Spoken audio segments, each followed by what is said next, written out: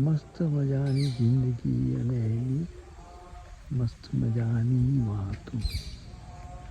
આ જુઓ, કેળના ઝાડ છો, કેળના ખેતરો, એકલા કેળા પાકે. નર્મદા કિનારે તમે આવો ને એટલે બધે જ કેળાના ઢગલે ઢગલા, કેળાની ખેતી.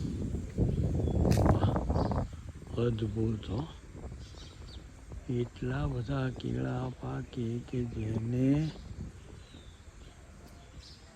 50 રૂપિયે 20 કિલો વેચવામાં આવે.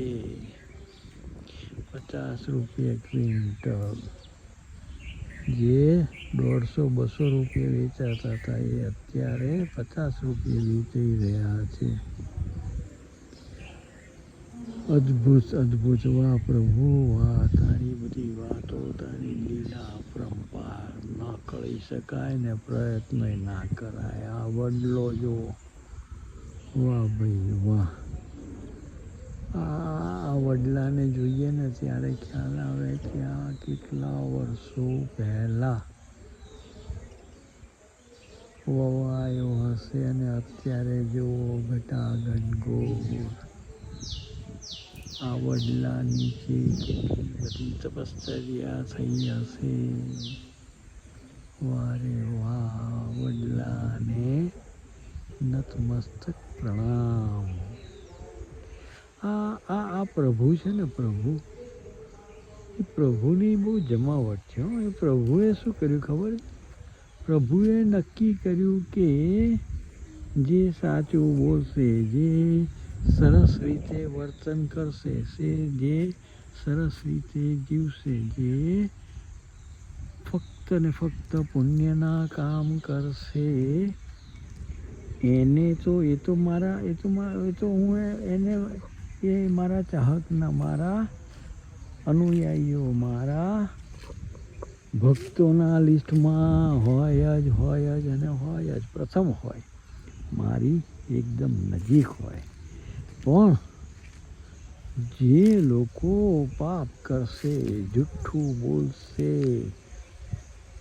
વ્યવહાર ખોટો કરશે, જોજો એ લોકો પણ જો માફી માગી લેશે ને કે મેં આ પાપ કર્યું, હું આ ખોટું બોલ્યો, મારાથી આ ખોટો વ્યવહાર થયો, મારાથી કોઈનું દિલ દુભાયું, મને માફ કરો, તો હું તરત માફ કરી દઈશ. આ તો કેવું, પેલો જે સત્ય બોલે, સારું વર્તન કરે એ તો લિસ્ટમાં કરો, પણ આ ખોટું કામ કરનારો પણ માફી માગે તો તરત માફ કરી દેવાનું. આવું પ્રભુએ કીધું. એટલે બધાએ વિરોધ કર્યો કે આવું તો પ્રભુ કેવું? તો પ્રભુ કે એ જે કોઈ ખોટું બોલશે, જે કોઈ ખરાબ વ્યવહાર કરશે, જે કોઈ પાપ કરશે, એ બધાને એ પાપ છે એની ખબર જ નહીં પડે. એને તો એમ જ થશે કે આ તો કરાય, આને પાપ ન કહેવાય. આટલું જુઠ્ઠું બોલાય, આને જુઠ્ઠું ન કહેવાય. આવો વ્યવહાર તો શું કરીએ, કરવો પડે. આ કંઈ ખરાબ વ્યવહાર ન કહેવાય.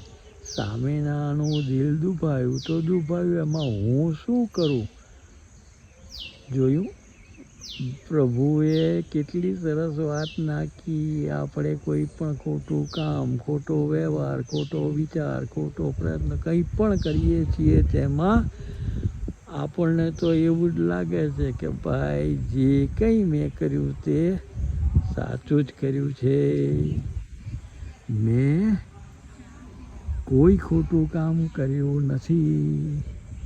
વાહ ભાઈ વાહ. નાની નાની વાતો બરાબર ખબર પડી જાય ને તો પ્રભુની માફી માગી લેવાય. અને કોઈ પણ કામ કરતા પહેલાં ન કરવું, ખોટું કામ ન કરવું, જુઠ્ઠું ન બોલવું, કોઈનું મન દુભાય છે એવું ન કરવું, તેનો ખ્યાલ રહે. હરિ ઓમ.